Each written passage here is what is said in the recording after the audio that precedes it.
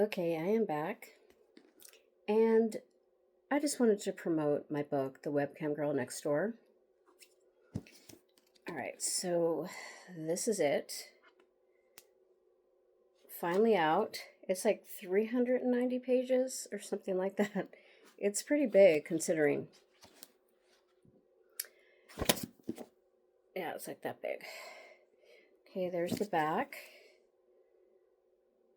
There's me on the cover. And there's like a little note from Roger, which is very sweet. He said, "Thought you might like a copy of your book. I am so proud of you for putting yourself out there for all to read. All my love, Roger." That's very sweet. The publishers did send like 10 books. And so there's like a list of people that I'm sending them to that are my friends and have been very supportive and all of that good stuff. So it's weird seeing it in this format because over a decade ago, when I wrote this, it was just a blog. That's all it was. It was just me having a place to kind of vent and talk about my day-to-day life and not really thinking that I would publish it. Like there's that part of me that's like, oh, this would make a great book because I've seen other people turn their blogs into books. And I had a few offers from publishing companies saying, have you thought about turning this blog into a book? And I was like, no. Because at that time I was fighting for my father. You know, I didn't think it would look good if I was publishing a book like this when I was trying to get my father back. I felt like he was in danger. I knew he was not in a good place because of the way he was taken. Because, I mean, my sister and my niece walked him into a bank, each holding one of his arms. He couldn't even walk. He was in a recovery center for breaking a hip. You don't carry someone into a bank like that. And then putting him in a VW bug and driving him cross country. It was crazy. So, and then to not allow anyone to speak to him for so long and to hide him out and then have the nurses abuse me when I would call to check on him. I mean, I went through a lot. And during that whole time, I was trying to save my house, everything. I was trying to keep everything going. But I didn't have a driver's license because at that time, I don't know if they're doing that. I heard they weren't doing that anymore. But at that time, if you had a ticket, and which I had like 3, I got pulled over and they gave me a ticket for not having registration, which was in the mail. It really was. Everything. I was a full-time caregiver for 7 years, and so some things would get delayed, and that was one of them. So I made a right on a red. Oh, and Cole, my friend Cole, did the artwork on this. Let me show this really quick. Made a right on a red, registration, and insurance. And both those things, insurance check, and that both of them are in the mail. So there's the artwork that Cole did, Cole Thompson. And he was so good at that. He put my dog in there even. My baby. That was my baby Lacey. And she ended up passing. And that's kind of when I was quitting the business. I was a full-time college student at the time too. And I was doing this full-time. I was every day, all day, working constantly just to keep everything going. And I thought about making this into a book. I was writing the blog, going to college, and being a webcam girl. But if you read the book, you'll see that there was things I would just not do. So you have to have limits. You have to respect yourself enough to kind of go, okay, I'm not doing this. Like there's a whole chapter dedicated to just the things I would not do. And it's pretty long. And then there's things like being flirty or, role playing or fetishes. Those are the things that I would do because they were not only fun, but they paid better. They paid well.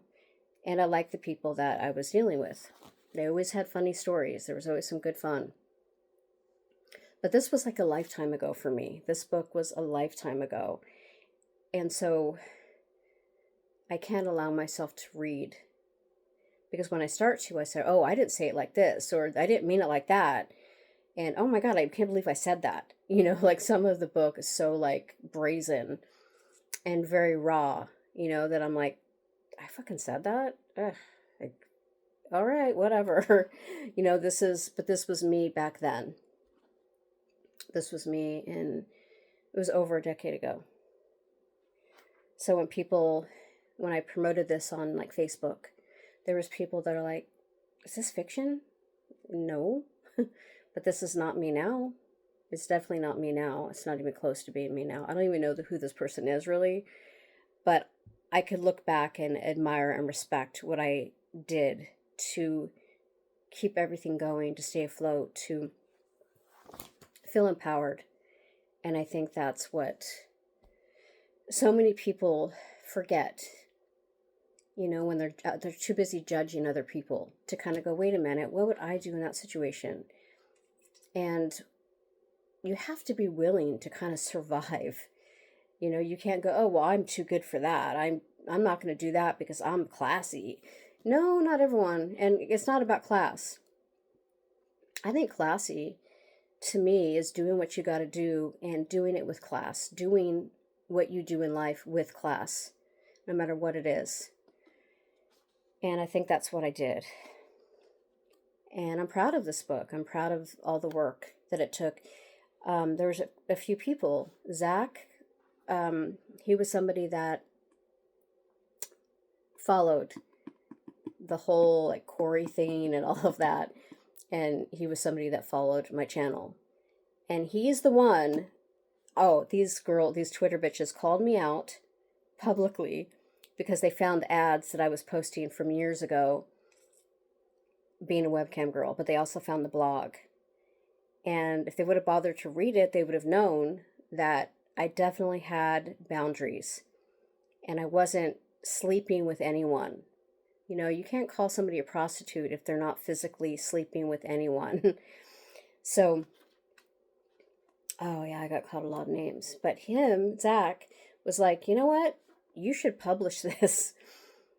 And I'd already had offers. And I was like, it took years for him to kind of get the ball rolling.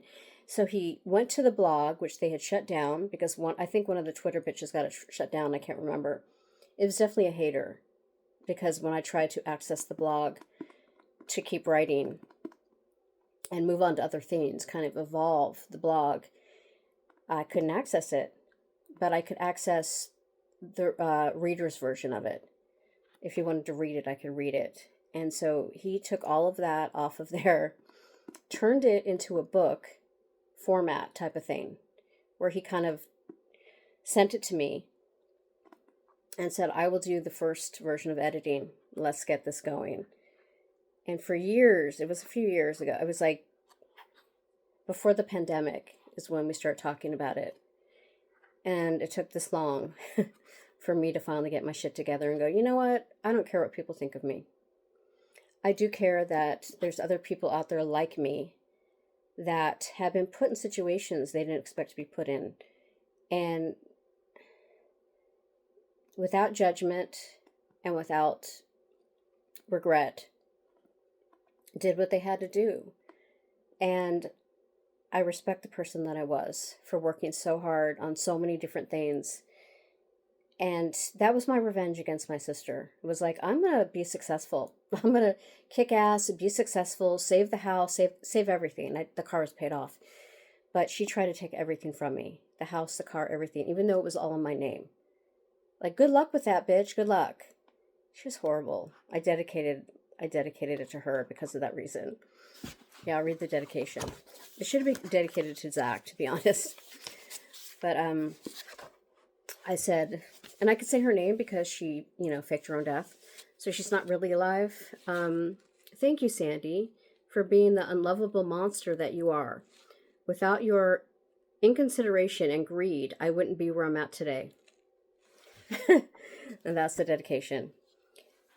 I wanted to write more because there's so much to say to her.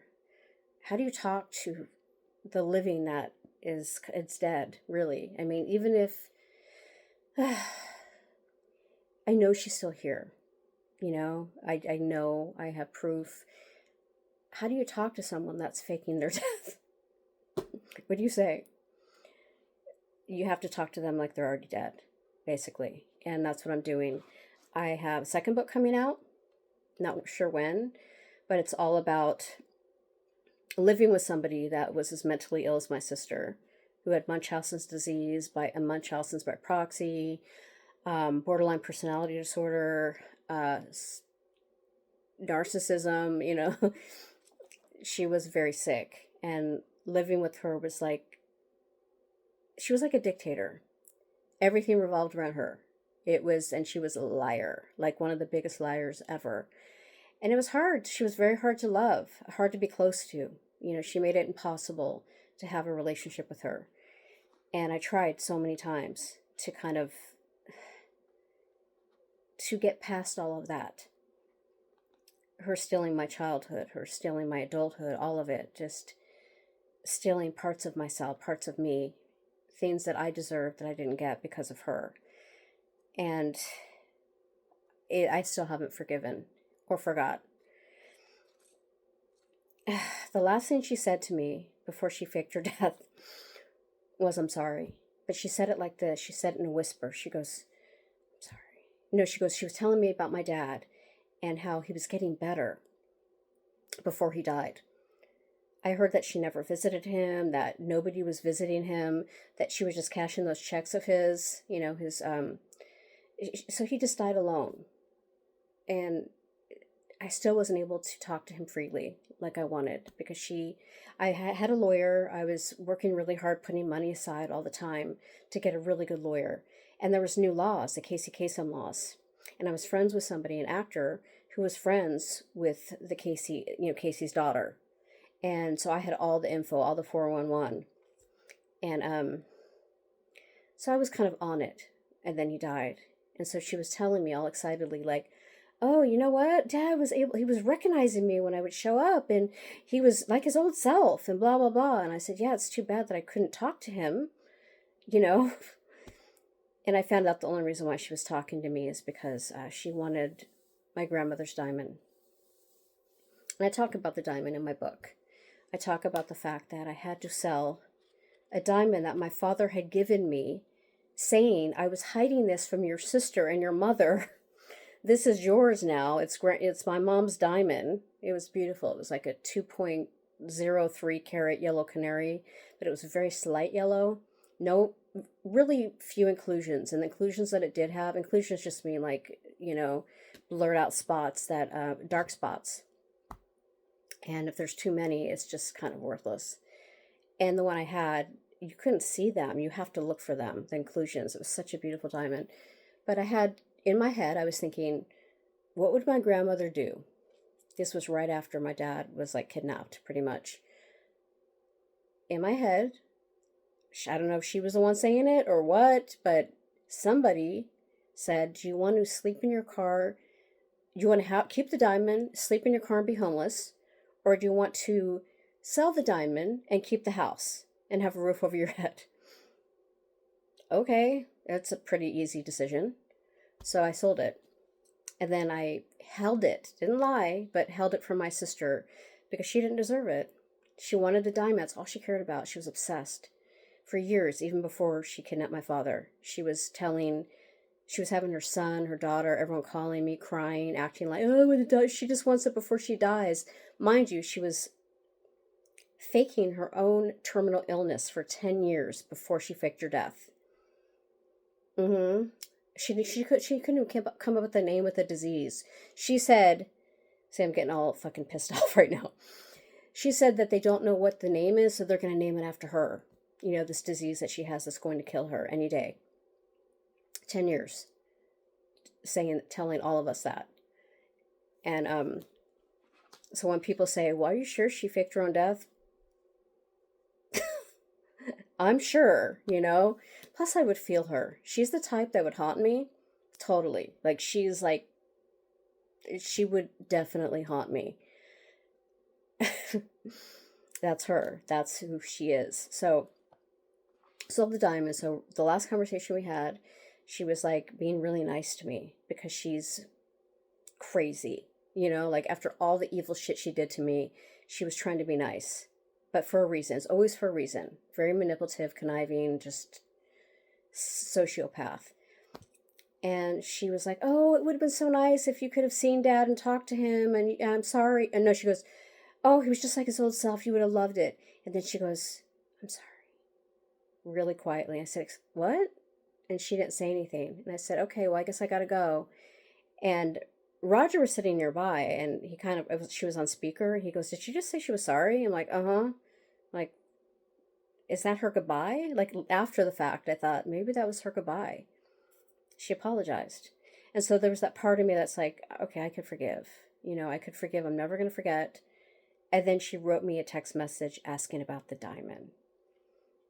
"Oh, by the way, can you send me the diamond? Bitch, I sold that like years ago to keep the house. What are you talking about?" Um, so I told her the truth, which is something she doesn't understand.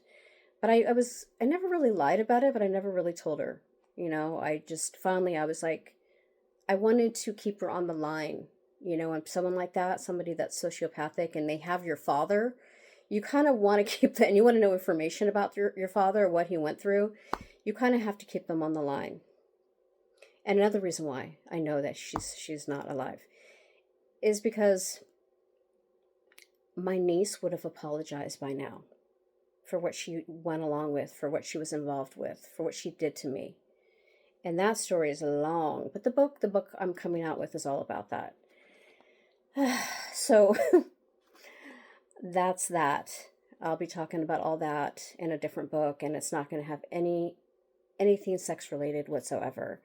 No nudity, even without pictures, whatever. So this is the book. I'm sorry that I babbled on for 17 minutes. But when I think about her and what she did to me, but then I think about what I accomplished, a whole book, even if it was just a blog. But thank you, Zach, so much for forcing me to do this, because without you, I wouldn't have done it. I wasn't even thinking about it really, but I'm glad I did. I'm glad this was kind of the first one that I actually used my real last name, because I've written other things before, and I've used this. I have so many different names that I've used because I didn't want anyone to know. So I used my stage name, which was Breezy Axelrod. It was a name that was given to me when I played soccer, AYSO, growing up, and they called me Breezy. I was a little breeze that would fly right by them, coming from the left, just just flying right by. And so I started using that as my stage name when I got into the business. And it stayed around for a long time. And then I got to that age where I was like, I'm just going to go by my name and just let that go. But coming back in this way as a writer, I decided to use that. And to represent, my dad, even though, I have a different last name now, I decided to represent with the Axelrod. I've always wanted this, to have Axelrod on a book since I was a little kid, since I first started reading. I thought, I am going to be a writer one day. And I did a lot, ghostwriting, but I never had my name on my book before. Screenwriting too. So this is it. That's it. And it's all because of my sister. So thank you, Sandy. Yeah, if you wouldn't have been such a horrible monster, this would have never come, and the books that are coming out next would never come either. I think that one thing leads to another, and good things could come, and I wish my niece would apologize to me. I do. I think that would be awesome for her to acknowledge, but I think she's only going to be able to do that once my sister's dead, for real. And then maybe we could have some closure, some peace between us. I love her. I always have. I always will. And I wish her the best. And I still talk to her on occasion, but it's really fake. It's really on the surface. There's no truth. One time she just cried the whole time we talked. It's just crying. So I know that there's something in her that needs to come out. There's some truth bumps, and I don't want her to hurt. I don't want her to cry, you know? When she was a baby, I held her and I loved her and I took care of her, and she was my little girl, you know? I always saw her like that, like my little sweet little niece. And yeah, we have a lot to talk about. Until then, sorry. Buy my book. You could get it on Kindle as well, and soon it will be on Audibles. Yep. Boom. There's me on the back in a shadow. That was a little photo shoot we did. That was fun. All right. I'm sorry. This turned into a whole thing. Peace out. I love you all. Thank you for listening. Thank you, Cole. Thank you, Zach. Thank you, Roger. Thank you to all the haters, because this wouldn't even come. Nobody would even known about this if it wasn't for you guys. And I don't even hate you guys. And I know deep down you don't hate me either. I think it's just the perfect storm of bullshit. And I have no hard feelings towards anyone at this point, except, the obvious. I really want that forgiveness to come, and I want that peace to come. So there you go. Peace out.